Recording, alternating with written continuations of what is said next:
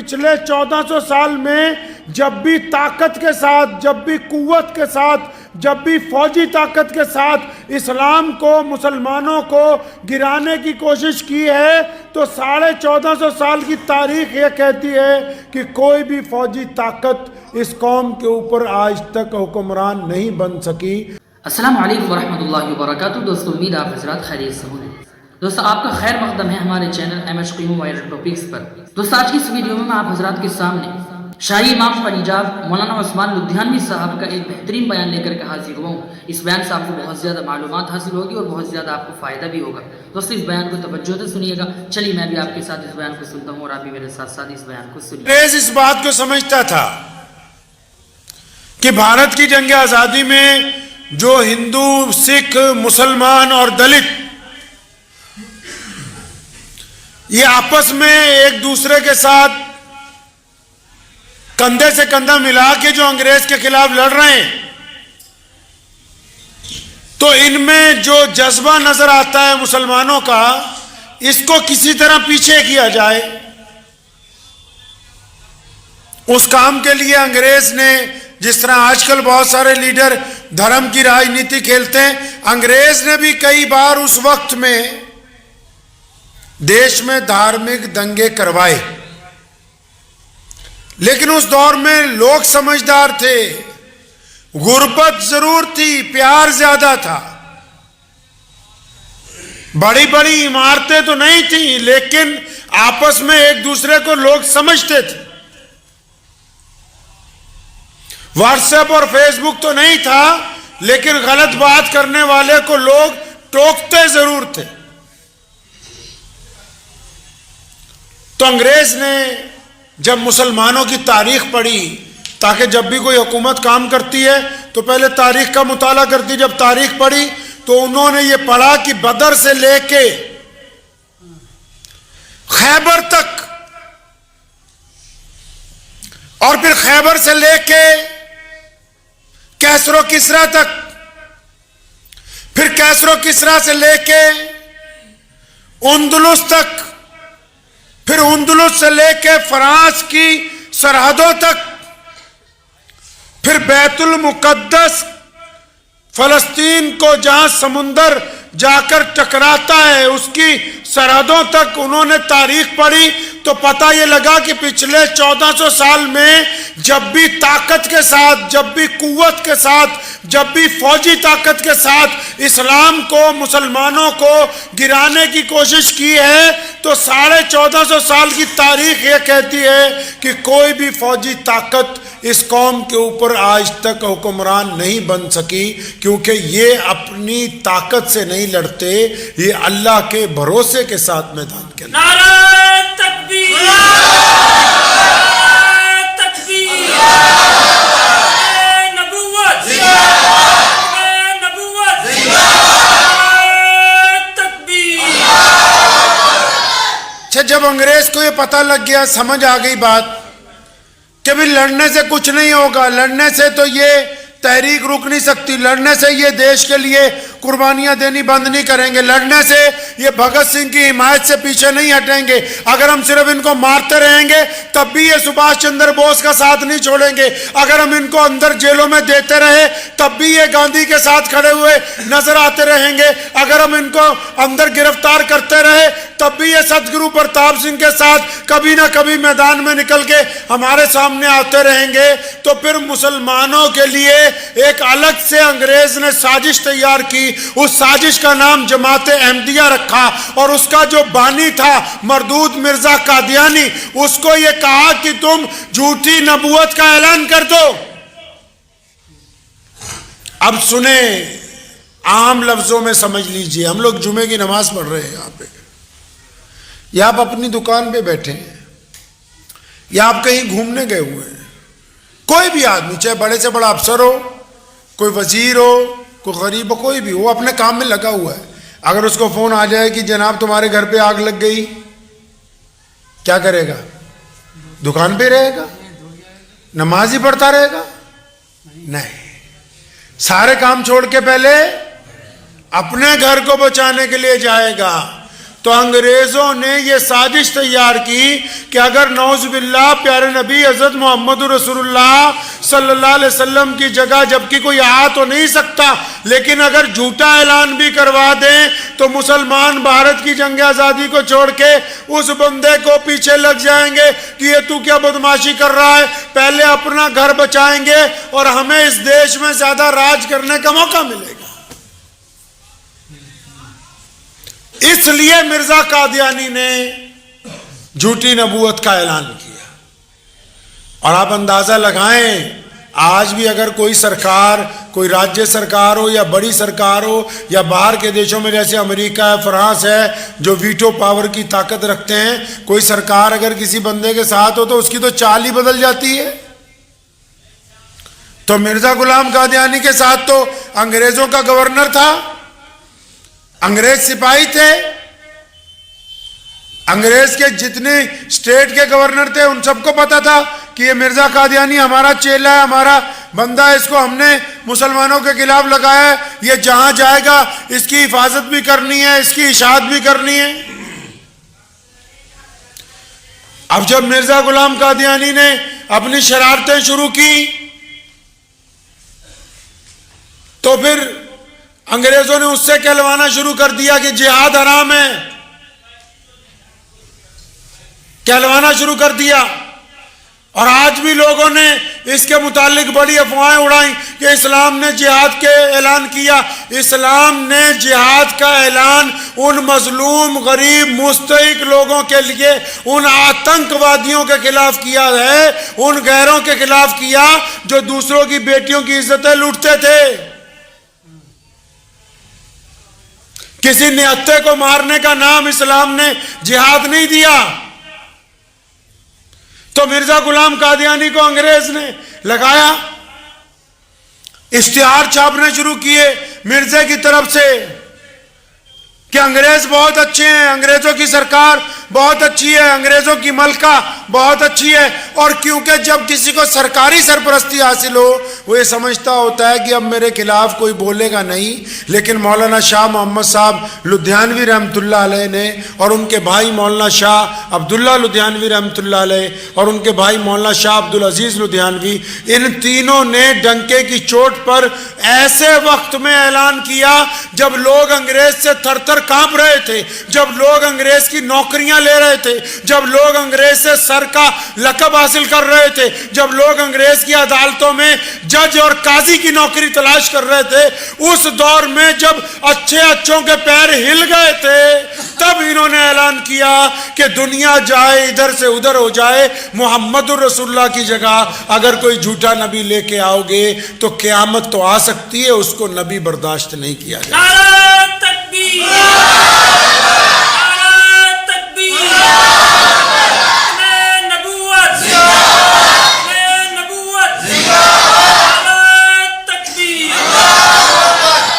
अंग्रेज के खिलाफ ये जबरदस्त चोट थी,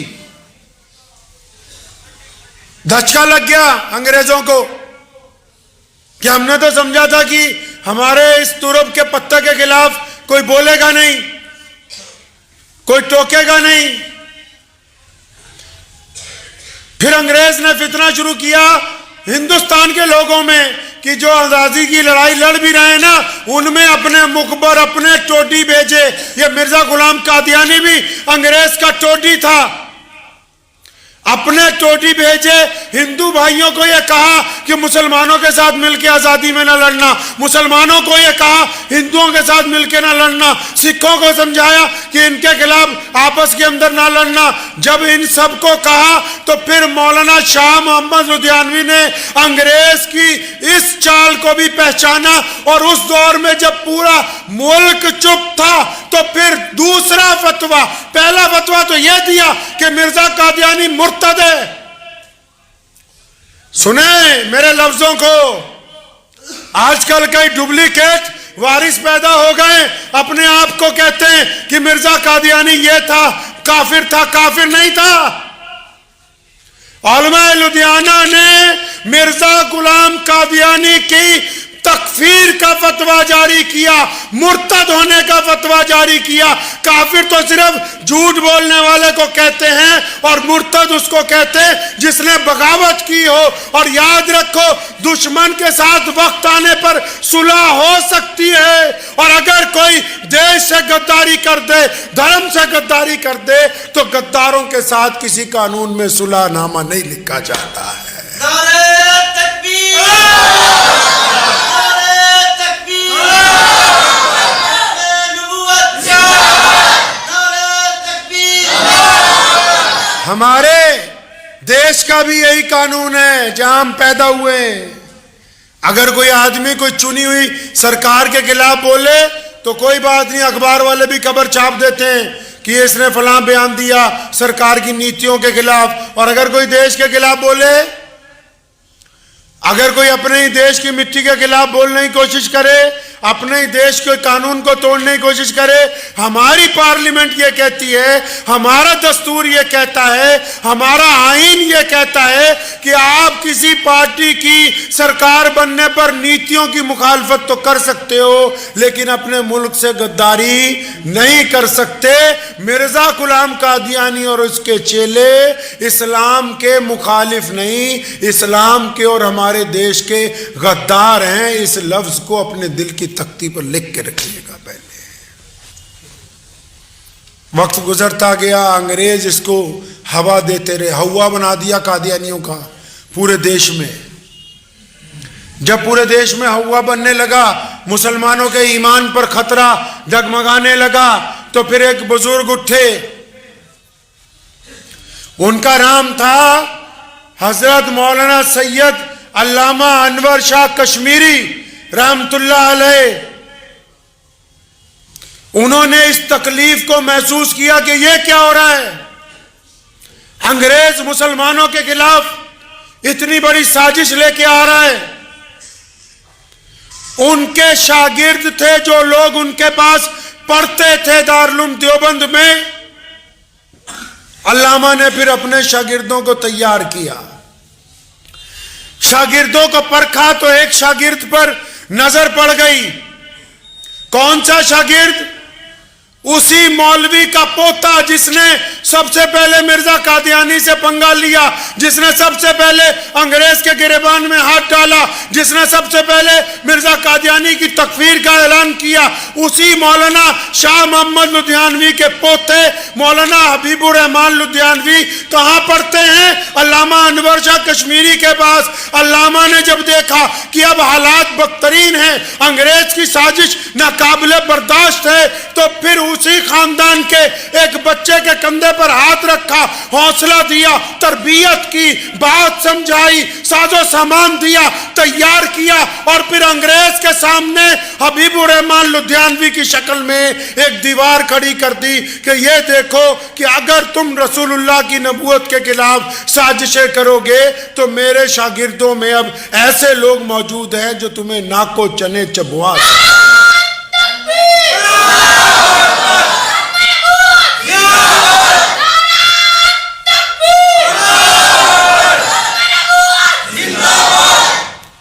अल्लामा अनवर शाह कश्मीरी रहमतुल्लाह अलैह बस यहीं पर नहीं रुके। अल्लामा ने उस वक्त के तमाम अकाबिर उलमा को चिट्ठी लिखी और यहां तक फरमाया कि अगर हम खत्मे नबूवत सल्लल्लाहु अलैहि वसल्लम की हिफाजत नहीं कर सके, अगर हम ताजे नबूवत की हिफाजत नहीं कर सके, तो खुदा की कसम गली का कुत्ता हमसे बेहतर है। फरमाया जब ये बात हुई, पूरे मुल्क में जब चर्चा हुआ, फिर जब अल्लाह मदद पे आते हैं, अल्लामा अनवर शाह कश्मीरी के हम पल्ला, उनके बराबर के एक और बुजुर्ग उठे उसी सरजमीन के साथ। उनका नाम है हजरत अक़दस मौलाना शाह अब्दुल कादिर रायपुरी रहमतुल्लाह अलैह। सहारनपुर में, रायपुर में वो खानका आज भी मौजूद है। अब देखो, पहले एक वली अल्लाह साथ था, अब दो हो गए। एक और एक दो नहीं होते, एक और एक 11 होते हैं। और फिर जब वो भी उठे तो फिर चुनना शुरू किया कि ऐसे लोगों को लाओ जो रसूलुल्लाह के लिए जुनून की हद तक प्यार करते हो। तो फिर अल्लामा की निगाह पड़ी सैयद अताउल्लाह शाह बुखारी पर, जो सैयद थे, मुल्तान में रहते थे। मुल्तान में हजरत का इंतकाल हुआ, पटना में पैदा हुए। फिर मौलाना अबुल कलाम आजाद आ गए, उन्होंने कहा एक जमात होनी चाहिए। उन्होंने कहा हाँ, बाकायदा एक ऐसी जमात तैयार करो जो मुसलमानों की तरफ से अंग्रेज के टोटियों को बेनकाब करेगी, जो आजादी के लिए लड़ने वालों के खिलाफ मुखबरियां करने वालों को बेनकाब करेगी। एक ऐसी जमात होनी चाहिए जो ये बता सके लोगों को कि तुम्हारा दोस्त कौन है, दुश्मन कौन है। एक ऐसी जमात हो जो इस बात के लिए लोगों में बेदारी ला सके कि कौन रसूलुल्लाह का आशिक है, कौन मुनाफिक है, जो गैर मुस्लिमों को भी ये बता सके कि देश का मतवाला कौन है और बेईमान कौन है। तो फिर 1929 दिसंबर लाहौर के हबीब हाल के अंदर मजलिस एहरार इस्लाम के नाम की एक जमात बनाई गई, जो आज तक अल्हम्दुलिल्लाह मौजूद है, जिसके बानी रईसुल एहरार हजरत मौलाना हबीबुर रहमान लुधियानवी अव्वल रहमतुल्लाह अलैह, अमीर शरीयत सैयद अताउल्लाह शाह बुखारी रहमतुल्लाह अलैह, चौधरी अफजुल हक साहब मरहूम रहमतुल्लाह अलैह, मास्टर ताजुद्दीन साहब अंसारी लुधियानवी रहमतुल्लाह अलैह, शेख हसामुद्दीन साहब रहमतुल्लाह अलैह, मौलाना मजहर अली अजहर। और ये वो जमात बनाई जिसमें शिया, सुन्नी, बरेलवी, देवबंदी, अंसारी, पठान सारे ही एक जगह आ गए। मकसद क्या था कि अंग्रेज ने जो साजिश रची है भारत के खिलाफ, लेकिन उसको लिबास पहनाया इस्लाम का, उस साजिश को बेनकाब किया जाना चाहिए। और फिर ये जो मजलिस एहरार वाले हैं ना, यहीं पर नहीं रुके। अंग्रेज वायसराय ने एक कमेटी बना दी, उसका नाम रखा कश्मीर कमेटी। अल्लामा इकबाल को उसका मेंबर बना दिया। इकबाल मुसलमानों की रूह था, इकबाल मुसलमानों की आवाज था, इकबाल मुसलमानों का दिल था, इकबाल मुसलमानों की आंखें थी। और जब मिर्जा मसरूर को, मिर्जा कादियानी के जो पोता था, उस मरदूद को इस कमेटी के अंदर रखा, अल्लामा इकबाल को भी रखा। मतलब यह था कि जो कश्मीर के मुसलमान हैं, पहले इनको कादियानी बनाओ ताकि इनका मजहब तब्दील कर दिया जाए। जब उस कश्मीर कमेटी का पहला इजलास होना था अभी श्रीनगर में, अल्लामा इकबाल लाहौर में मौजूद थे। हजरत मौलाना शाह अब्दुल कादिर रायपुरी, जो लोग नहीं जानते उनको बता दूं, अब्दुल कादिर रायपुरी उस जात का नाम है जो पीर हैं बहुत बड़े, और फिर मुसलमानों के आम पीर नहीं, वो पीर हैं कारी तैयब साहब रहमतुल्लाह अलैह के, वो पीर हैं अताउल्लाह शाह बुखारी के, वो पीर हैं हबीबुर रहमान लुधियानवी के, वो पीर हैं शेख जकरिया के, वो पीर हैं उलमा देवबंद के, वो पीर हैं मौलाना अली मियां नदवी के, वो पीर हैं बड़े बड़े मौलवियों के, कोई आम बुजुर्ग नहीं है। हजरत वहां तशरीफ रखते थे लाहौर में। अल्लामा इकबाल मिलने के लिए जा रहे थे उनको, उनके कमरे में से मौलाना हबीबुर रहमान लुधियानवी रईसुल एहरार निकल रहे थे। इकबाल को देखा, इकबाल भी रईसुल एहरार को जानता था, मोहब्बत करता था। मौलाना सलाम, वालेकुम सलाम। इकबाल का जी मौलाना। वो फरमाया पीर अब्दुल कादिर रायपुरी तो तुझसे नाराज है। फरमाया हजरत क्या बात है? हाँ, तूने कादियानियों की कमेटी की मेंबरशिप नहीं ले ली। उसी वक्त अल्लामा इकबाल वापस चले गए। अंदर जाके बाकी मौलवियों ने शोर मचा दिया।